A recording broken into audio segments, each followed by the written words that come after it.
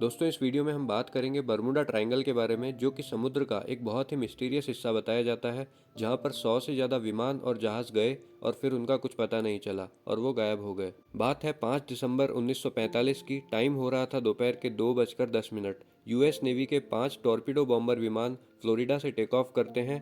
इस उड़ान को कहा जाता है फ्लाइट 19। अपना एक 3 घंटे का रूटीन ट्रेनिंग मिशन करने, यानी कोई स्पेशल उड़ान नहीं थी, ये अपनी रेगुलर ट्रेनिंग मिशन कंडक्ट करने के लिए ये उड़ान भर रहे थे। फ्लाइट में 14 क्रू मेंबर्स हैं, जिन्हें एक फ्लाइट लीडर के द्वारा लीड किया जा रहा है, जो कि बहुत ही एक्सपीरियंस्ड पायलट हैं और एक वॉर वेटरन भी हैं। ये 5 प्लेन उड़ान भर के फ्लोरिडा से ईस्ट की डायरेक्शन में फ्लाई करते हैं। फ्लोरिडा से सब कुछ नॉर्मल चल रहा है और मौसम भी काफ़ी साफ है, लेकिन उड़ान भरने के करीब 2 घंटे बाद इनके स्क्वाड्रन लीडर रिपोर्ट करते हैं कि अचानक से इनके कंपस में प्रॉब्लम आ गई है। इनका कंपस काम करना बंद कर देता है। ये अपना बैकअप कंपस निकालते हैं, लेकिन वो भी काम नहीं कर रहा होता है। इस वजह से इन्हें पता नहीं होता है कि इनकी एक्चुअल पोजीशन कहाँ पर है। ये बाकी प्लेन्स के पायलट से पूछते हैं, लेकिन उनके भी इंस्ट्रूमेंट सही काम नहीं कर रहे थे। स्क्वाड्रन लीडर का नाम है लेफ्टिनेंट चार्ल्स कैरल टेलर, और कंपास खराब होने के बाद इन्हें काफी कंफ्यूजिंग से मैसेज सुनने को मिलते हैं रेडियो ट्रांसमिशन से। मौसम अब धीरे धीरे बिगड़ता जा रहा है। टाइम हो गया है शाम के 4:56 और टेलर को लगता है कि उनके विमान एक्चुअली में गल्फ ऑफ मैक्सिको के ऊपर पहुंच चुके हैं, इसलिए अब उन्हें ईस्ट की डायरेक्शन में फ्लाई करना होगा वापस फ्लोरिडा जाने के लिए। इसलिए अब वो बाकी सारे अपने प्लेन्स को कमांड देते हैं कि ईस्ट की डायरेक्शन में फ्लाई किया जाए। लेकिन कुछ फ्लाइट्स के क्रू मेंबर्स को लगता है कि अभी वो ईस्ट में ऑलरेडी हैं, उन्हें वेस्ट में फ्लाई करना चाहिए। यानी कि बाकी क्रू मेंबर्स को शक है कि उन्हें वापस घर जाने के लिए वेस्ट में फ्लाई करना चाहिए। लेकिन मौसम बिगड़ता रहता है, सूरज ढल जाता है और अंधेरा हो जाता है। इस वक्त माना जाता है कि ये प्लेन्स फ्लोरिडा से 370 किलोमीटर ईस्ट में थे। शाम के 7:04 पर टेलर की तरफ से आखिरी रेडियो ट्रांसमिशन आता है और इसके बाद ये पांचों प्लेन्स हमेशा के लिए गायब हो जाते हैं। इनके गायब होने के बाद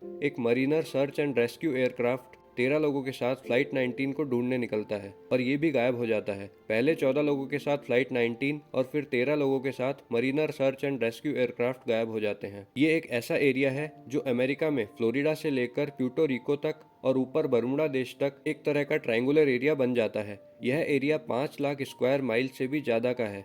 बर्मुडा ट्रायंगल के किस्से 500 साल से भी ज़्यादा पुराने हैं। साल 1492 में क्रिस्टोफर कोलंबस जब नई दुनिया की खोज करने निकले थे, उन्होंने रिपोर्ट किया था कि जब वो इस एरिया से गुजर रहे थे, उनका कंपास काम करना बंद कर गया था। उन्होंने बताया कि इस रात आसमान में उन्हें एक अजीब सी रोशनी दिखाई दी, जो कि एक आग के गोले जैसी दिख रही थी, और आग का गोला इन्हें नीचे समुद्र में गिरता हुआ दिखाई दिया। यहाँ से इस मिस्ट्री की शुरुआत हुई और आने वाली सदियों में इसे कई नाम दिए गए, जैसे the graveyard of Atlantic, the sea of doom, Sargasso graveyard. इन नामों को 18th और 19th सेंचुरी में इस्तेमाल किया जाता था, लेकिन जो बर्मुडा ट्रायंगल नाम था, इसे पहली बार 1964 में ही इस्तेमाल किया गया। यह मिस्ट्री इतनी पॉपुलर हुई कि इस पर कई किताबें लिखी गई, कई फिल्में इस पर बनाई गई और इस पर कई कंप्यूटर गेम्स भी बने और कुछ गाने तक भी लिखे गए। बर्मुडा ट्रायंगल की घटनाओं के पीछे क्या कारण है, इसको लेकर कई थ्योरीज बनाई गई है।